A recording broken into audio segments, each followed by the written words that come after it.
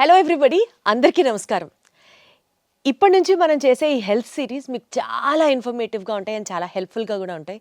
If you follow each and every point of what we talk in the interview, because మీ అందరికీ ఉపయోగపడే subjects గురించే మాట్లాడదాం. ఇన్ఫర్మేటివ్గా చాలా చాలా చాలా ఎడ్యుకేటివ్గా ఈ వీడియోస్ చేయాలి, అందరికీ ఉపయోగపడాలి అనే ఒక ఉద్దేశంతో స్టార్ట్ చేస్తున్నటువంటి ఈ సిరీస్లో నేను మీ అందరికీ ఇంట్రడ్యూస్ చేయబోతున్న డాక్టరు మరీ ముఖ్యంగా మా విజయవాడ వాళ్ళందరికీ చాలా అంటే చాలా చాలా చాలా బాగా తెలుసు.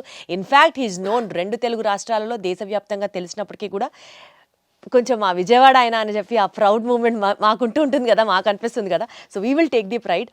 అండ్ బేరియాట్రిక్ సర్జన్గా, సక్సెస్ఫుల్ బేరియాట్రిక్ సర్జన్గా చాలా థౌజండ్స్ ఆఫ్ మేబీ ఇంకా అంతకంటే ఎక్కువైనా సార్ థౌజండ్స్ ఆఫ్ ఆపరేషన్స్ సక్సెస్ఫుల్గా నిర్వహించిన డాక్టర్ గారు is actually a gastroenterologist and a surgeon. కాబట్టి 2 సబ్జెక్ట్స్ని కంబైన్ చేస్తూ మీ అందరికీ ఉపయోగపడేటువంటి వీడియోస్ చేయడమే ఈ సిరీస్ యొక్క లక్ష్యం. So without any delay, let me take the privilege in introducing to you all the celebrity doctor అనే చెప్పాలి, ఎందుకంటే ఆయన వీడియోస్ కూడా యూట్యూబ్లో ఫాలో అయ్యే వాళ్ళు బోలెడు మంది ఉంటారు. So he is none other than Ravikanth Kongara గారు. సార్ నమస్తే. నమస్తే అండి. ఎలా ఉన్నారు సార్? అంతా ఫైన్. ఎప్పుడు అలానే ఉంటారు సార్? ఎలా అలా how do you maintain that? అట్లా ఏం లేదండి, దానికి మెయింటైన్ చేయడానికి డిసిప్లిన్. మనకి మార్నింగ్ 8 కల్లా నాది సర్జరీ స్టార్ట్ అయిపోతాయి, 10-11 కల్లా ఓపీ స్టార్ట్ అవుతుంది. ఇంకా డైలీ రొటీన్ అదే. ఈవినింగ్ 5:30-6 వరకు వర్క్ జరుగుతుంది. ఇంకా తర్వాత 1 గంట 2 గంటలు జిమ్ చేసి మళ్ళీ రొటీన్ అదే ఎవ్రీడే. బేసికల్గా సిల్వర్ స్క్రీన్ మీద నాగార్జున గారు మారరు, ఇక్కడ బయట మీరు మారరు, ఎప్పుడూ అలానే ఉంటారు, ఎప్పుడు చూసినా అలాగే ఉంటారు. మనం అందరికీ ట్రీట్ చేసే పేషెంట్స్ ఒబీస్ పేషెంట్స్. వాళ్ళకి మనం ఇలా చేయండి అలా చేయండి అని చెప్పేటప్పుడు ముందు మనం హెల్తీగా లేమనుకోండి, we are not fit to preach them ఇలా చేయండి అలా చేయండి అని. ఫస్ట్ ఆఫ్ ఆల్ మన డిసిప్లిన్ మనం చూసుకుంటే వాళ్ళకి ఏదన్నా సలహా ఇవ్వచ్చు. Got it sir. సార్ యాక్చువల్గా ఎప్పుడూ నుంచో మిమ్మల్ని అడగాలనుకుంటున్నాను, బేరియాట్రిక్ సర్జన్గా మీరు చాలా సక్సెస్ఫుల్గా చాలా బాగా ప్రమోట్ చేశారు and people all know you that way. కాకపోతే యువర్ యాక్చువల్ క్వాలిఫికేషన్ బీయింగ్ మీరు ఒక గ్యాస్ట్రోఎంట్రాలజిస్ట్ అండ్ సర్జన్. ఎప్పుడైతే మీరు యూట్యూబ్లో వీడియోస్ వీటి గురించి కూడా మాట్లాడడం స్టార్ట్ చేశారో అప్పుడు మా అందరికీ అర్థమైంది, ఓహో యూ ఆల్సో ట్రీట్ దిస్ అన్నది. ఎలా అట్లాగా from gastroenterology to bariatrics, how did it all happen? యాక్చువల్గా అండి, ఎంబీబీఎస్ తర్వాత 3 years సర్జరీ అండి, అది పోస్ట్ గ్రాడ్యుయేషన్. దాని తర్వాత super speciality 3 years gastroenterology, surgical gastro అనమాట. అది నిమ్స్లో చేయటం జరిగింది. నేను ఎంబీబీఎస్ తర్వాత ఎంబీబీఎస్ వరంగల్ కాకతీయ మెడికల్ కాలేజ్లో చేశాను. తర్వాత ఎంఎస్ జనరల్ సర్జరీ వచ్చేసి సర్జరీ మెయిన్స్ అన్ని రకాల సర్జరీస్కి ట్రైనింగ్ ఉంటుంది, అది ఉస్మానియా మెడికల్ కాలేజ్ హైదరాబాద్లో చేశాను. తర్వాత నిమ్స్లో గ్యాస్ట్రో చేశాను. సో నేను ప్రాక్టీస్ స్టార్ట్ చేసినప్పుడు నిమ్స్లో 2011లో నాది అయిపోయిన వెంటనే నెక్స్ట్ మంత్ ఇక్కడికి వచ్చి స్టార్ట్ చేశాను. ఎందుకంటే మా రిలేషన్, మా బ్రదర్ సిస్టర్ ఇటువైపు సెటిల్ అయినారు కదా, వాళ్ళు అందరం కలిసి ఉండొచ్చు అని ఇక్కడికి వచ్చాను. ఇక్కడికి వచ్చిన తర్వాత ఆల్రెడీ ఒక 10 మంది పైన గ్యాస్ట్రోఎంట్రాలజిస్టులు ఉన్నారు, సర్జన్స్ ఉన్నారు. సో ఒకప్పుడు ఇప్పుడు నేను కొత్తగా వస్తే నా దగ్గరికి ఎవరినైనా పేషెంట్ నమ్మి ఎలా పంపిస్తారు? ఇప్పుడే పాస్ అవుట్ అయ్యి వచ్చాం, వీడు ఎలా చేస్తాడో ఏం చేస్తాడో ఎప్పటి నుంచో ఉన్న డాక్టర్స్ ఉంటారు కదా. ఇప్పుడు ఒక గాల్ బ్లాడర్ ఆపరేషన్, పసరసంచిలో రాళ్ళకు ఆపరేషన్ చేయాలన్నా, అపెండిక్స్ ఆపరేషన్ చేయాలన్నా, పొట్టకు సంబంధించిన ఎండోస్కోపీ చేయాలన్నా, ఏదైనా కొత్తగా మనం వచ్చినప్పుడు మనం ఎవరికి తెలియదు. యాక్చువల్గా నేను చదువుకుందేమో వరంగల్ అండ్ హైదరాబాద్. ఒక 15 ఏళ్ళు మొత్తం నేను పుట్టింది పెరిగింది అంతా కూడా తెలంగాణలోనే, సెటిల్ అయింది ఇటు. కాబట్టి నాకు ఇటువైపు ఎక్కువ పరిచయాలు లేవు. మా ఫ్రెండ్స్ ఇప్పుడు హైదరాబాద్లో ఏ హాస్పిటల్కి వెళ్ళినా నా జూనియర్స్ కానీ సీనియర్స్ కానీ ఉంటారు. ఏ హాస్పిటల్కి వెళ్ళినా హలో హాయ్ అని పలకరించే ఫ్రెండ్స్ ఉంటారు. ఇక్కడ ఎవరు లేరు. అట్లా నాకు రిఫరల్స్ వచ్చేవి కావు. అంటే పలానా కండిషన్కి ఈయన క్వాలిఫైడ్ డాక్టరు, బెటర్ డాక్టర్ అనేది కొత్తగా వచ్చిన వాళ్ళకి ఎవరు ఉండరు. కాబట్టి నా దగ్గరికి రెగ్యులర్ గ్యాస్ట్రో ప్రాక్టీస్ ఏది వచ్చేది కాదు. ఓకే. దాంతో నాకేంటంటే ఇంకెలాగా చాలామంది చేస్తున్నారు కదా, ఎవరు చేయలేనిది కష్టమైంది ఉన్నది బేరియాట్రిక్ సర్జరీ, అది చేద్దాం అనేది నాకు. దానికి స్పెషల్ ట్రైనింగ్ బెల్జియంలో చేసి వచ్చాను అనమాట. సో అందుకని నేను బేరియాట్రిక్ సర్జరీ ఆ కాలంలో ఎవ్వరు చేయట్లేదు. అది మొదలుపెట్టాం. మనం మొదలుపెట్టినప్పుడు ఛాలెంజింగ్ కేసెస్ తీసుకుని, అంటే 200 kgs హైదరాబాద్లో అన్ని కార్పొరేట్ హాస్పిటల్లో వదిలేసిన పేషెంట్స్ని కానీ, పండ్రి కానీ, బాలభీముడు కానీ, అసలు ఇన్యూమరబుల్ 250 కేజీలు దాటిన పేషెంట్స్, చావు బతుకులు వచ్చిన పేషెంట్స్, అలా చాలామందిని ట్రీట్ చేయగలిగాం. సో అప్పుడు ఫోకస్ అంతా దాని మీద ఉండింది. దానివల్ల బేరియాట్రిక్ సర్జరీ ఎవరు చేసేవాళ్ళు లేరు కాబట్టి మీరు లైమ్ లైట్ లోకి రావడం జరిగింది. అది మోనోపోలీ లాగా ఎక్కువ రిఫరల్స్ అందరూ పేషెంట్ టు పేషెంట్ వచ్చేదన్నమాట. సో అట్లా మనం కష్టమైన పేషెంట్స్, వెరీ లావు ఉన్న పేషెంట్స్, 200 కేజీలు 250 కేజీలు చావు బతుకులో ఉన్నాయి అన్నీ అందరు రిజెక్ట్ చేసినాయి. అవి చేయటం వల్ల దాంట్లో ఎక్కువ గుర్తింపు వచ్చింది. ఎప్పుడైతే కోవిడ్లో మనం ఖాళీగా ఉండి లాక్డౌన్లో ఏదో టైంపాస్కి ఒక గ్యాస్ట్రో అది చదువుకున్నాం కదా, సర్జరీ అది చదువుకున్నాం కదా అని జనరల్ టాపిక్స్ కొన్ని నేను ఒక 40 వీడియోలు చేశానండి. చేసిన తర్వాత అవి బాగా వైరల్ అయ్యి ఎక్కువ మంది, అంటే మనం ఇవన్నీ చేస్తున్నారు గ్యాస్ట్రోఎంట్రాలజిస్టు, గ్యాస్ట్రో ప్రాక్టీస్ అని అందరికీ తెలవటం వల్ల ఒకళ్ళ నుంచి ఒకళ్ళు పేషెంట్స్ రావటం జరిగింది. ఇప్పుడు ఏంటంటే మనకి బేరియాట్రిక్ సగం ఉంటున్నారు. గ్యాస్ట్రో అనేది ఏంటంటే అదొక సముద్రం లాగా, చాలా రకాల కంప్లైంట్స్ ఉంటాయి. అంటే గ్యాస్ ట్రబుల్ కానీ, గ్యాస్ ట్రబుల్ అంటేనే అదొక మహాసముద్రం లాగా ఉంటుంది. దాంట్లో చాలా రకాల కంప్లైంట్స్ ఉంటాయి. దానికి తోడు ప్యాంక్రియాస్ అని, లివర్ అని, కిడ్నీ రాదు కానివ్వండి, కిడ్నీ చుట్టుపక్కల ఉండే చాలా అవయవాలు కూడా అన్ని పొట్టలోనే ఉంటాయి కదా. గ్యాస్ట్రో అంటేనే పొట్టకు సంబంధించింది. స్ప్లీన్ అని, చిన్న పేగు, పెద్ద పేగు చాలా ఉంటాయి అన్నమాట. ప్లస్ ప్రాక్టాలజీ అంటారు, అంటే చాలామందికి బ్లడ్ పట్టడం, అంటే పైల్స్, ఫిషర్స్, ఫిస్ట్లా, ఇట్లా రకరకాలు, అంటే నోటి దగ్గర నుంచి పేగులో కింద వరకు వచ్చే అంతా కూడా దాంట్లో కవర్ అవుతుంది అన్నమాట. బట్ ఒకటి సార్, ఇలా 2 స్ట్రీమ్స్ని మీరు కవర్ చేయడం, మీరు అందులో స్పెషలైజ్ అయి ఉండడం ఇప్పుడు మాకు చాలా హెల్ప్ అవుతుంది. బికాజ్ అటు బేరియాట్రిక్ సబ్జెక్ట్ గురించి అన్నా మీ దగ్గరికే రావాల్సి ఉంటుంది, ఇటు గ్యాస్ట్రో సమస్య ఏదైనా సరే మీ వైపే చూడాల్సి ఉంటుంది. సో ఐ థింక్ ఇప్పుడు మనం స్టార్ట్ చేసే ఈ సిరీస్లో let us talk about both the issues, 2 cover అయ్యేటట్టు. ఎందుకంటే అవే ప్రజలని ఇప్పుడు బాగా బాగా బాగా పీడిస్తున్నటువంటి మెజారిటీ ఆఫ్ ది ప్రాబ్లమ్స్లో అవి కూడా ఉన్నాయి. కాబట్టి టు స్టార్ట్ విత్ అండి, ఈ ఎపిసోడ్లో స్పెషల్గా మనం గ్యాస్ ప్రాబ్లం గురించి మాట్లాడుకుందాం. గ్యాస్ ప్రాబ్లం అనేది చాలామంది రెగ్యులర్గా ఫేస్ చేస్తూ ఉన్నటువంటి ప్రాబ్లమే. గ్యాస్ వదలడం అనేది మధ్యలో నలుగురిలో ఉన్నప్పుడు కాస్త ఇబ్బందిగా అనిపించవచ్చు. అండ్ బ్లోటింగ్, కడుపు ఎప్పుడు ఫుల్గా అనిపించడం, ఏమి తినాలనిపించకపోవడం. సో మేబీ ఇవాల్టి రేపటి మనకున్న స్ట్రెస్డ్ లైఫ్ స్టైల్ ఒక మేజర్ రోల్ ప్లే చేస్తున్నా సరే, గ్యాస్ ప్రాబ్లమ్ని కనుక సరిగ్గా ట్రీట్ చేయకపోతే చాలా కాంప్లికేషన్స్ కూడా వస్తాయని విన్నాము. So you have to tell us అసలు గ్యాస్ ప్రాబ్లం అంటే ఏంటి సార్, ఎన్ని రకాలు ఉంటాయి, and how do we overcome this? So గ్యాస్ట్రోఎంట్రాలజిస్ట్కి అంతా గ్యాస్ మయంలాగే ఉంటుందండి. రోజు ఉదయం నుంచి సాయంత్రం వరకు పేషెంట్స్ అందరూ గ్యాస్ గ్యాస్ గ్యాస్ అని వస్తారు. యాక్చువల్గా గ్యాస్ అనేది ఏమి ఉండదండి. యాక్చువల్గా టెక్స్ట్ బుక్లో సార్ నాకు గ్యాస్ ట్రబుల్ ఉందని అంటారు. గ్యాస్ ట్రబుల్ అనే వర్డ్ ఎక్కడ పుస్తకాల్లో ఉండదు. There is no term, no disease like gas trouble. Okay, gas trouble అంటే ఒక్కొక్కరికి ఒక్కొక్కటి. ఇప్పుడు కొంతమందికి తేపులు ఎక్కువ వస్తే దాన్ని గ్యాస్ ట్రబుల్ అంటారు. కొంతమంది పట్టుభ్రమంగా ఉంటే గ్యాస్ ట్రబుల్ అంటారు. కొంతమందికి గ్యాస్ కింద నుంచి ఎక్కువ వస్తే దాన్ని గ్యాస్ ట్రబుల్ అనుకుంటారు. కొంతమంది కడుపు నొప్పి వస్తే గ్యాస్ అనుకుంటారు. కొంతమంది ఛాతీలో మంటలాగా ఉంటే గ్యాస్ ట్రబుల్ అనుకుంటారు. రకరకాలుగా. సో కొంతమందికి ఊరికే విరోచనాలు, ఇర్రెగ్యులర్గా బౌల్ మూమెంట్స్ వస్తే ఏదో గ్యాస్ ఉందని అంటుంటారు. బ్లోటింగ్ అంటారు, ఉబ్బరం అంటారు, ఇట్లా రకరకాల. ఇది పలానా ఒక జబ్బు కింద కాదని, it's a non specific patient తయారు చేసిన జబ్బు అనమాట. దాన్ని వాళ్ళు గ్యాస్ అంటే వాళ్ళు చెప్పే కంప్లైంట్స్ అన్నీ నిశితంగా పరిశీలించి, ఓహో వీళ్ళకి ఈ ప్రాబ్లం ఉంది, ఓకే వీళ్ళకి గాల్ బ్లాడర్లో రాయి ఉన్నా కానీ గ్యాస్ ట్రబుల్ లాగా వస్తుంది. అంటే వాళ్ళు ఏంటంటే నూనె వస్తువులు తినలేరు. నూనె వస్తువులు తినగానే కడుపులో ఇబ్బంది అవుతుంది. అన్నం తిన్న తర్వాత కానీ, నూనె వస్తువులు తిన్నప్పుడు కానీ, నూనె వస్తువులు లేకపోతే అట్లా. ఈ కంప్లైంట్ ఉంటే ఒక్క గాల్ బ్లాడర్ దాంట్లోనే నూనె వస్తువులు తినలేనిది వస్తుంది, ఇంకా దేంట్లో రాదనమాట. అట్లా వాళ్ళు చెప్పే కంప్లైంట్లో మన క్లూస్ దొరుకుతూ ఉంటాయి. ఇప్పుడు కడుపులో మధ్యలో నొప్పి వచ్చి వీపులోకి పాకుతుంది అనుకోండి, అది ప్యాంక్రియాస్ నొప్పి. ప్యాంక్రియాస్ నొప్పి ఒక్కటే వీపులోకి పాకుతుంది.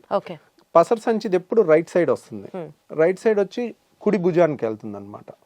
సో ఇంకా ఎసిడిటీ ప్రాబ్లం, రిఫ్లెక్స్ అనుకోండి, బొడ్డు పైన వచ్చి ఎడమ వైపు ఛాతీలో వస్తుంది. అది హార్ట్ బర్న్ అంటారు, కడుపు మంట అంటారు. కొంతమంది కడుపు మంట అంటారు. కొంతమంది ఎక్కువ అసూయ, ఒకప్పుడు అంటారు కదండి, ఎక్కువ అసూయ, జలసి ఉండి వాళ్ళు ఎక్కువ ఆలోచించి వాళ్ళ బాడీలో ఎక్కువ యాసిడ్ తయారయ్యి, యాసిడ్ వల్ల అల్సర్స్ ఫామ్ అవుతాయి అన్నమాట. అల్సర్స్ ఫామ్ అయ్యి దాన్ని ఎసిడిటీ అంటారు. ఆ యాసిడ్ ఎక్కువ ఉన్న వాళ్ళకి అన్నవాహిక అనేది మనకి గొంతు నుంచి పొట్టలోకి వెళ్ళే ఇసోఫేగస్ని అన్నవాహిక అంటారు. అది ఛాతీలో ఉంటుంది అనమాట. అది కొంచెం లెఫ్ట్ సైడ్ ఉంటుంది, హార్ట్ వెనకాల నుంచి వెళ్తుంది. కాబట్టి వాళ్ళందరికీ హార్ట్ బర్న్ లాగా వచ్చి గుండె నొప్పి ఏమో చచ్చిపోతామేమో అన్న భయంతో వస్తారు వాళ్ళు, పరుగులు తీసుకుంటూ వస్తారు.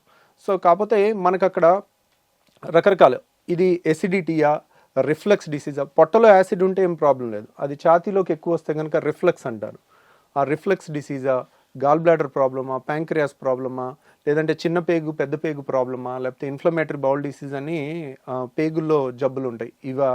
ఇట్లా మనం ఈ గ్రూప్ ఆఫ్ చాలా రకాల జబ్బుల నుంచి వచ్చే కంప్లైంట్, అన్ని ఏ జబ్బు అనేది తెలియదు పేషెంట్కి.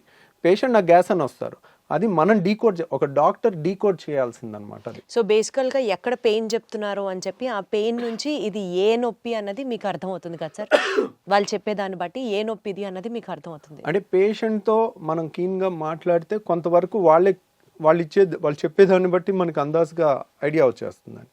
యూజువల్గా ఎడం పక్క ఛాతీలో నొప్పి అని ఒక 25 ఏళ్ల కుర్రోడు వచ్చాడు అనుకోండి, 20-25 ఇయర్స్లో హార్ట్ అటాక్ రాదు. దట్ ఈస్ అదే 65 ఏళ్ల మనిషి వచ్చాడు అనుకోండి, మనం అనుమానంగా చూడాలి. సో గ్యాస్ ట్రబుల్ అయినప్పటికీ కూడా హార్ట్ ఏమో అని చూడాలి. సో ఎందుకంటే గ్యాస్ ట్రబుల్కి మనం ఎసిడిటీ కానీ రిఫ్లక్స్ కానీ ట్రీట్మెంట్ చేయకపోయినా ప్రాణం పోదు. కానీ అదే పేషెంట్కి హార్ట్ ప్రాబ్లం ఉండి, హార్ట్ ప్రాబ్లమ్ని మనం హార్ట్ అటాక్ అయి ఉండి దాన్ని హార్ట్ బర్న్, గ్యాస్ ట్రబుల్ అని అనుకుని మనం కరెక్ట్ టైంలో ట్రీట్మెంట్ ఇవ్వకపోతే వాళ్ళకి లైఫ్ కూడా రిస్క్ వచ్చే అవకాశం ఉంటుంది. సో అక్కడ సిచ్యువేషన్ బట్టి ఓవరాల్గా ఇప్పుడు ఇంట్లో లేడీస్ అన్నం ఉడికిందా లేదా ఒక మెతుకుతో ఎట్లా చేస్తారో, పేషెంట్ వచ్చి వాళ్ళు చెప్తుండే కొద్దీ మనకు అర్థమైపోతా ఉంటుంది, ఓహో వీళ్ళది ఇది, సో ఇది అయ్యి ఉండొచ్చు. కానీ కన్ఫర్మ్ చేసుకోవాలంటే ఈ టెస్ట్ చేయాలి, అవసరమైతే ఎండోస్కోపీ చేయాలి, సిటీ స్కాన్ చేయాలి, అల్ట్రాసౌండ్ స్కాన్ చేయాలి, ఎంఆర్ఐ స్కాన్ చేయాలి. ఓహో దీనికి ఈ స్కాన్ అయితే బాగా పనిచేస్తుంది అట్లా. సార్ ఇప్పుడు ఏ నొప్పి అయినా సరే అది గ్యాస్ అని పేషెంట్ ఏదైతే చెప్తారో మీ దగ్గరికి వచ్చినప్పుడు దానికి మేజర్గా మనం చూడాల్సినటువంటి కారణాలు ఏంటి? ఇప్పుడు ఒకప్పుడు మా చిన్నప్పుడు ఇంత మరి అవేర్నెస్ లేకపోవటం వలన అప్పుడు కూడా ఉన్నదో మనకు తెలియదు, కానీ ఇప్పుడైతే చాలా ఎక్కువ పేషెంట్స్ అయితే ఉంటున్నారండి. దానికి కారణం ఏంటంటే ఒకప్పుడు ఉన్న ఫుడ్ హ్యాబిట్స్, ఇప్పుడున్న ఫుడ్ హ్యాబిట్స్, ఇప్పుడు అంతా జంక్ ఫుడ్, బయట ఫుడ్. ఒకప్పుడు మనకి ఇంట్లో ఏది వండితే అదే తినేవాళ్ళం, ఇప్పుడు బయట ఫుడ్స్ చాలా చాలా చాలా ఎక్కువైపోయినాయి. ఇప్పుడు మన ఇంట్లో కూడా 2-3 పిల్లలు ఉంటే ఒక్కొక్కళ్ళు ఒక్కొక్క రెస్టారెంట్ని ఒక్కొక్క ఐటమ్ ఆర్డర్ పెట్టే పరిస్థితి ఉంది. ప్రతి ఇంట్లో కూడా ఇది ఉంది, ఇది ఎవరు ఇల్లు ఎక్సెప్షన్లా లేదు. తర్వాత డే బై డే అగ్రికల్చర్లో కూడా ప్రాఫిట్ ఓరియంటెడ్గా మనకి ఏమేమి పెస్టిసైడ్స్ కొడుతున్నారు, ఎంత మోతాదులో కొడుతున్నారు, దాని రెగ్యులేషన్ అనేది అంత ప్రాపర్గా లేదు. దానివల్ల వస్తుందా, దీనివల్ల వస్తుందా, ఇవన్నీ కూడా మోస్ట్ లైక్లీ ఇవన్నీ కారణాలు అయి ఉండొచ్చు. ఈ కారణాన్ని క్లియర్ కట్గా ఎస్టాబ్లిష్ చేయాలంటే చాలా పెద్ద రీసెర్చ్ చేయాలండి. అది గవర్నమెంట్ ఇనిషియేటివ్గా తీసుకుని పెద్ద స్టడీ, లక్షల మంది పేషెంట్ని స్టడీ చేయటం అనేది అంత ఈజీ కాదు. వాళ్ళు తీసుకున్న ప్రతి మోతాదులో ఏ పెస్టిసైడ్ ఎంత ఉంది అని టెస్ట్ చేయాలన్నా కానీ ఒక్కొక్క టెస్ట్కి మనకి 1000 ఖర్చు అవుతుంటుంది అనమాట. అవన్నీ ప్రూవ్ చేయాలంటే ఇట్స్ ఏ పబ్లిక్ ఇనిషియేటివ్. ప్రైవేట్గా ఒక డాక్టర్ కానీ ఒక ఇండివిజువల్ కానీ చేయగలిగింది కాదనమాట. ఇప్పుడు మన అమెరికాలో అయితే అలా నేషనల్ ఇన్స్టిట్యూట్ ఆఫ్ హెల్త్ అని ఉంటుంది, వాళ్ళు స్పాన్సర్ చేస్తారు, $1 మిలియన్ అట్లా రీసెర్చ్కి ఇస్తారు అనమాట. మన దగ్గర కూడా కొన్ని ఉన్నాయి, ICMR అని. అట్లా రీసెర్చ్ చేస్తే గానీ మనకి ఎందువల్ల అనేది ఈ గ్యాస్ ప్రాబ్లం వస్తుంది అన్నది తెలియదు. అంటే ఇదే కారణాలు, ఇదివరకు లేని ఇప్పుడు వచ్చినాయి కదండి. ఇప్పుడు ఇదివరకు ఇంత ఒబిసిటీ లేదు, ఇప్పుడు ఎందుకు వచ్చింది అంటే, ఇప్పుడు ఇదివరకు 2 వీలర్స్ ఎన్ని ఉన్నాయి, ఇప్పుడు ఎన్ని ఉన్నాయి. నా స్కూల్కి నేను నడుచుకుంటూ వెళ్ళేవాడిని, ఇప్పుడు మా పిల్లలు కార్లో దిగి కార్లో వెళ్తున్నారు. సో ఇప్పుడు ఎన్ని 2 వీలర్స్ ఉన్నాయి, అప్పుడు ఎన్ని లక్షలు ఉన్నాయి, ఇప్పుడు ఎన్ని కోట్లు ఉన్నాయి. రైట్. సో ఎన్ని లిఫ్ట్లు ఉన్నాయి, అప్పుడు మారుతున్న లైఫ్ స్టైల్ దీనికి మెయిన్ కారణం అన్నట్టుగా అర్థం చేసుకోవాలి మనం. అటు ఒబిసిటీకైనా, పెరుగుతున్న గ్యాస్ సమస్యలకైనా, పెరుగుతున్న క్యాన్సర్లకైనా కూడా మోస్ట్లీ మన పర్యావరణం మారటం కానీ అన్నీ కూడా కారణం అనమాట. సరే ఇప్పుడు ఈ గ్యాస్ ట్రబుల్కి అయితే మనం ఇట్లా జనరలైజ్డ్గా మాట్లాడుకుంటున్నాం. ప్రత్యేకంగా ఇందాక మీరు ఒక మాట అన్నారు, యాసిడ్ రిఫ్లెక్స్ అని. అంటే పొట్టలో ఉండాల్సిన యాసిడ్ పైకి తంతు ఉంటే అది యాసిడ్ రిఫ్లెక్స్ అని. అది కూడా ఎక్కువగా వింటున్నాం, అది కూడా ఒకలాంటి గ్యాస్ ప్రాబ్లమే అంటారా? దాని గురించి ఏమైనా డీటెయిల్గా మాట్లాడుకుందాం. అంటే చాలా మందికి అండి ఎసిడిటీ అంటే 2 రకాలు. ఒకటి పొట్టలో యాసిడ్ ఎక్కువ తయారవటం, టెన్షను, ఇర్రెగ్యులర్ ఫుడ్ హ్యాబిట్స్, ఆలోచన ఎక్కువ ఉండటం, సో పని ఒత్తిడి ఎక్కువ ఉండటం వల్ల బాడీలో యాసిడ్ ఎక్కువ తయారవుతుంది. ఎప్పుడైతే యాసిడ్ ఎక్కువ తయారవుతుందో మనకి కడుపులో మంట వస్తుంది, వాళ్ళకి బొడ్డు పై భాగంలో మంటలాగా వస్తుంది. సో ఆ మంట అనేది ఎప్పుడైతే పొట్టలో పై భాగంలో మంట వస్తుందో అది ఒక రకమైన ఎసిడిటీ. దానికి సింపుల్గా యాసిడ్ తగ్గించే యాంటాసిడ్ మందులు కానీ, కొత్తగా వచ్చిన పీపీఐస్ కానీ, అంటే ప్యాంటోప్రజోల్, రాబిప్రజోల్, ఒమిప్రజోల్, ఇసోమిప్రజోల్ అంటే రకరకాల ఏది వేసినా కానీ చాలా రిలీఫ్ వచ్చేస్తుంది. తర్వాత రెండోది ఏంటంటే మనకి డైలీ మన నోట్లో ఉమ్ము ఉంటుంది, దాని pH 7.4 ఉంటుంది. మన స్టమక్లో హైడ్రోక్లోరిక్ యాసిడ్ ఉంటుంది, అది కాన్సన్ట్రేటెడ్గానే ఉంటుంది. అంటే దాని pH వచ్చేసి 2 ఉంటుంది, లెస్ దాన్ 2, 1.5 to 2, అంటే వెరీ ఎసిడిక్ ఎన్వైర్న్మెంట్. ఎందుకు మన ఫుడ్ను అంతా డైజెస్ట్ చేయడానికి కానీ, అది ఆ యాసిడ్ ఎన్వైర్న్మెంట్ వచ్చిన క్రిముల్ని, అనవసరమైన క్రిముల్ని చంపడానికి కానీ అదొక ప్రొటెక్టివ్ మెకానిజం, డైజెషన్కి కానీ హెల్ప్ అవుతుంది అనమాట. సో ఈ యాసిడ్ అనేది పొట్టలో ఉండటం సహజ గుణం. కాబట్టి పొట్టలో ఎంత యాసిడ్ ఉన్నా మనకి ఇబ్బంది అయ్యదు. ఎందుకంటే పొట్ట గోడలో స్టమక్ వాల్లో యాసిడ్ని తట్టుకునే శక్తి ఉన్న వాళ్ళని ఆల్రెడీ మన బాడీ తయారు చేసుకుంది. ఇప్పుడు చూడండి, మన అరికాళ్ళు అనేది మందంగా ఉంటాయి. అరికాళ్ళ మీద నడిచినా మనకి అవి మందంగా ఉండటం వల్ల అది అడాప్ట్ అయి ఉంటుంది అనమాట, మనకి ఏ ఇబ్బంది ఉండదు. అంతే బరువు మన చేతి మీద, కాలు మీద, వేరే చర్మం మీద పెడితే ఆ చర్మం ఊడిపోద్ది. ఎందుకు? ఇట్ ఈస్ నాట్, దానికి తయారవ్వలేదు, నడవటానికి అరికాలు తయారైంది. అలాగే యాసిడ్ని తట్టుకోవటానికి మన స్టమక్ వాల్ తయారైంది అనమాట. జీర్ణాశయం యొక్క ఎక్కడైతే యాసిడ్ ఉంటుందో ఆ లోపల పొర యాసిడ్ని తట్టుకునే విధంగా తయారైంది. కానీ మన అన్నవాహిక ఇసోఫేగస్, ఇక్కడ నుంచి ఇక్కడ వరకు ఉన్న ఇసోఫేగస్ మాత్రం అది యాసిడ్కి తట్టుకునేటట్టు తయారవ్వలేదు. కాబట్టి పొట్టలో యాసిడ్ ఉంటే కొంచెం కడుపు మంట వస్తుంది, చాలా ఈజీగా ట్రీట్ చేయొచ్చు మనం. వాళ్ళకి గ్యాస్ ట్యాబ్లెట్ ఇస్తారు, కొన్ని యాంటాసిడ్ ఇస్తారు, తగ్గిపోతుంది, they will be very happy. కానీ ఈ పొట్టలో ఉండాల్సిన యాసిడ్ ఇక్కడ వాల్వ్ ఉంటుంది, ఛాతీకి పొట్టకి ఛాతీకి మధ్యలో ఒక వాల్వ్ ఉంటుంది, దాన్ని హయాటస్ అంటారు. ఆ హయాటస్లో వెడల్పుగా ఉండి వాల్వ్ లూజ్గా ఉంటే దాన్ని హయాటస్ హెర్నియా అంటారు. చాలామందికి ఎండోస్కోపీ రిపోర్ట్ చూస్తే లాక్స్ ఎలియస్ అంటారు. లాక్స్ ఎలియస్ అంటే లోవర్ ఇసోఫేజియల్ స్పింక్టర్, ఇసోఫేగస్ అంటే అన్నవాహికలో ఇక్కడ ఒక కంట్రోల్ ఉంటుంది, అప్పర్ ఇసోఫేజియల్ స్పింక్టర్ అని. ఇక్కడేమో lower oesophageal sphincter. Lower oesophageal అయిపోయిన తర్వాత స్టమక్ స్టార్ట్ అయిపోతుంది, అంటే జీర్ణాశయం స్టార్ట్ అయిపోతుంది. సో ఇక్కడ వాళ్ళు లూజ్గా ఉంటే కనుక దాన్ని లాక్స్ ఎలియస్ అంటారు, లోవర్ ఇసోఫేజియల్ స్పింక్టర్. లేదంటే అక్కడ లూజ్గా ఉండటం వల్ల హయాటస్ హెర్నియా అంటారు. గ్రేడ్ 1, గ్రేడ్ 2, గ్రేడ్ 3, గ్రేడ్ 4 ఉంటుంది. గ్రేడ్ 4 అంటే ఇంత వెడల్పుగా ఉంటుంది అక్కడ. అంటే ఏంటి, ఇప్పుడు ఇక్కడ ఎప్పుడైతే వాల్వ్ చాలా గ్రేడ్ 4 లూజ్గా ఉంటుందో పొట్టలో ఉన్న యాసిడ్ అంతా ఊరికే పైకి వస్తూ ఉంటుంది. పొట్ట అనేది, జీర్ణాశయం అనేది మనం ఫుల్గా తిన్న తర్వాత అది గ్రైండర్ ఆన్ అయినట్టు ఆన్ అవుతుంది.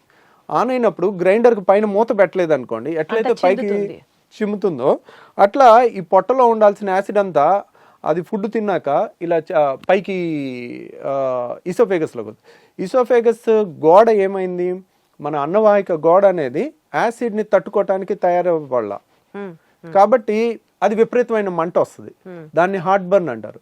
వీళ్ళు ఏం తినకపోతే హ్యాపీగా ఉంటారు. ద మొమెంట్ తిన్న తర్వాత వాళ్ళకి ఒక గంట 2 గంటలు ఆ గ్రైండర్ లాగా ఆడినంతసేపు యాసిడ్ అనుకొచ్చి ఈ ఛాతీ అంతా మంట పట్టేసినట్టు ఉండటం, భుజంలో నొప్పి రావటం, ఎడం భుజంలో రావటం, తర్వాత ఎడం పక్క ఛాతీలో వచ్చేసరికి వెంటనే గుండె ప్రాబ్లం అని గడగడలాడిపోతూ ఉంటారు. ఎక్కడో టీవీలో చూస్తారు 25 ఏళ్ల మనిషి ఇలా కూలబడి చచ్చిపోతే అది హార్ట్ అటాక్ కాదో కూడా ఎవరికి తెలియదు. ఎవరికి తెలుసు? Sudden death, it is a sudden death. Heart attack అని ప్రూవ్ ఉండదు, కానీ అందరూ దానికి లేబుల్ వేసేస్తారు. ఇప్పుడు మీడియా ఎవరన్నా సడన్ గా కోల్బడి చచ్చిపోయారు అనుకోండి, హార్ట్ అటాక్ అని తోసేస్తారు. Who can prove it? దానికి రియల్ గా ప్రూవ్ చేయాలంటే సడన్ డెత్, సడన్ గా కళ్ళు తిరిగి పడిపోయి చచ్చిపోవటానికి చాలా కారణాలు ఉంటాయి.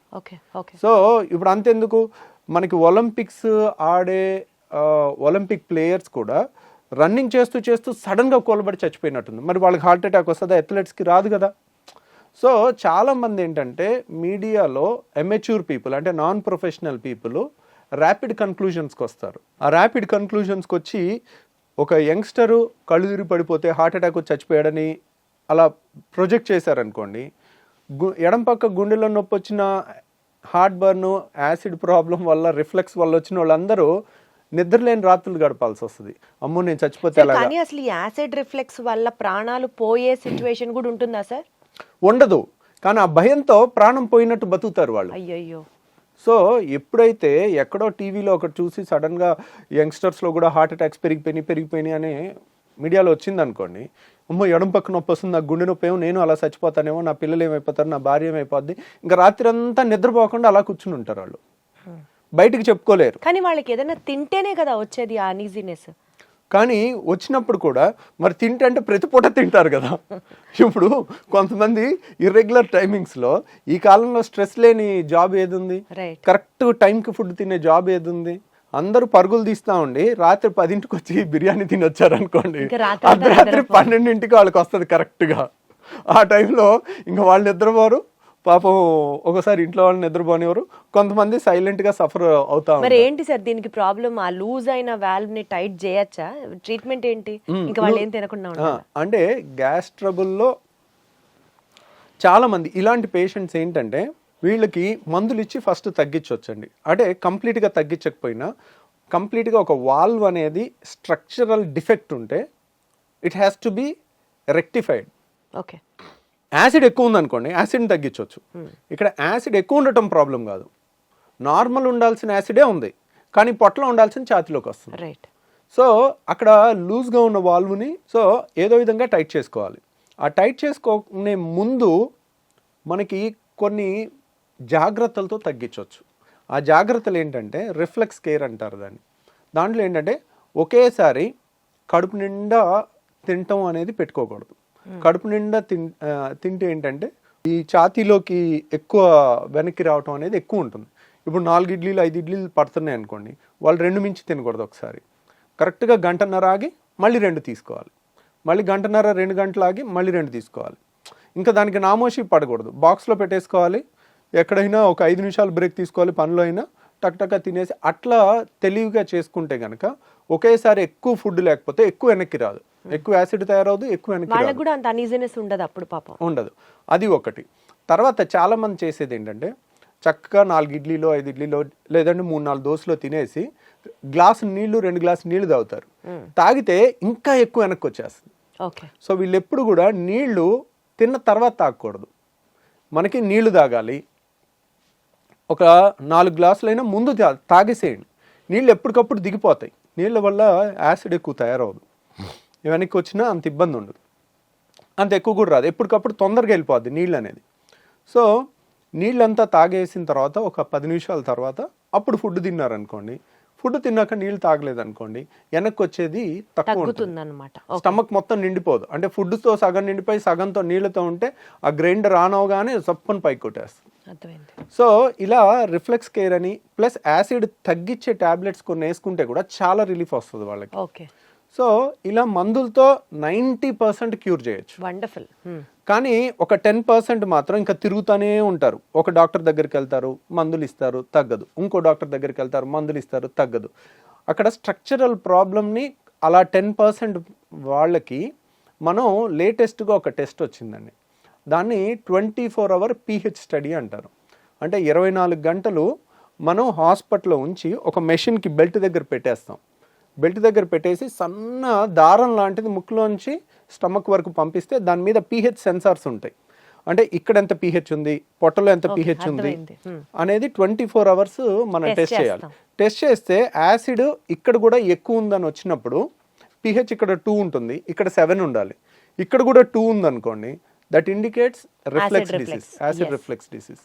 దాన్ని కన్ఫర్మ్ చేసుకున్న తర్వాత అది ఆ టెస్ట్ పాజిటివ్ వస్తే మాత్రం సర్జరీ చేసుకోవాలి. ఆ టెస్ట్ కొంచెం కాస్ట్ ఎక్కువ ఉంటుంది, 24 గంటలు హాస్పిటల్లో ఉండి చేసుకోవాలి. సో బట్ దాంట్లో కనుక మనకి పాజిటివ్ వచ్చిందంటే కనుక అప్పుడు we can consider reflex surgery. Anti reflex surgery అనేది మనం ఈ వాల్వ్ని టైటన్ చేసుకుంటే వెనక్కి రాకుండా ఉంటుందన్నమాట. ఓకే. ఓకే. సో ఆ సర్జరీ మన దగ్గర ఇక్కడ చేస్తున్నారా సార్? మనం కూడా పర్ఫామ్ చేస్తాం. ఈ యాంటీ రిఫ్లెక్స్ సర్జరీని నిస్సెన్స్ ఫండ్ అప్లికేషన్ అంటారు. దాని పేరు నిస్సెన్స్ అనే సైంటిస్ట్ పేరు పెట్టారనమాట. ఆ ఫండ్ అప్లికేషన్ అంటారు. దానికి ఆల్మోస్ట్ కోత ఉండదు, కుట్టు ఉండదు, చిన్న హోల్ ద్వారా చేస్తాము. ఒక 20 minutes to 30 minutes అయిపోతుంది.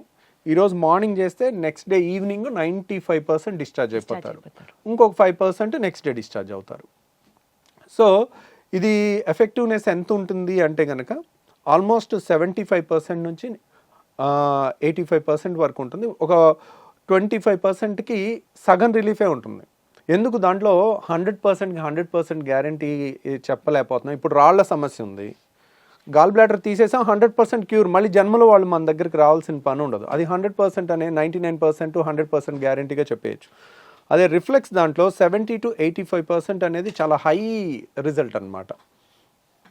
సో ఎందుకనంటే ఇప్పుడు ఏదన్నా తీసేయటం తేలిక.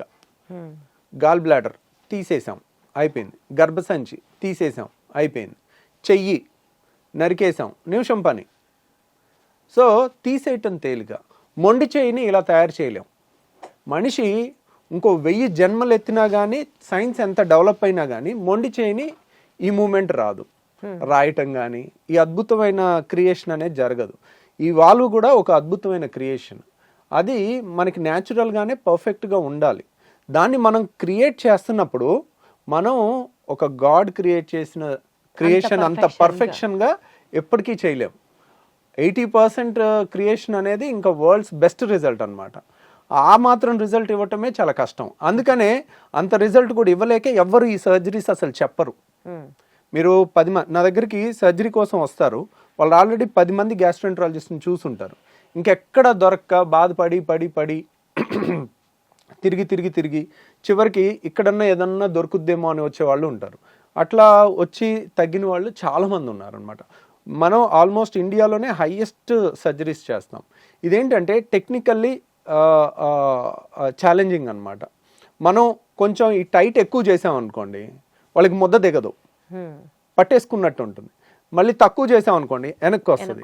అది చాలా కరెక్ట్గా ముందు నుయ్యి వెనక్కి గొయ్యిలాగా ఉంటుంది అనమాట ఈ సర్జరీలో. సో అందువల్ల ఈ నిసన్స్ ఫండ్ అప్లికేషన్ అనేది అంత తొందరగా నేను కూడా చెప్పను. ప్లస్ చాలామందికి ఒక టెస్ట్ చేసుకోమని చెప్తాను, మీకు రిఫ్లెక్స్ ఉందా లేదా అని మీరు తెలుసుకోవటానికి. ఇప్పుడు సపోజ్ సార్ ఊరికే వెనక్కి వస్తుంది సార్, తిన్న తర్వాత ఇబ్బంది అవుతుంది సార్, ఛాతీ మండుతుంది, గొంతులోకి వస్తుంది, తేపులు వస్తుంది, మెతుకులు వస్తున్నాయి. ఊరికే కొంతమందికి ఏంటంటే రాత్రి 10ంటికి తిని పడుకుంటారు, పడుకున్న తర్వాత వెంటనే నిద్రపోతారు, పేగులు కదులుతూ ఉంటాయి, కదులుతున్నప్పుడు ఈ వాల్వ్ లూజ్గా ఉంటుంది.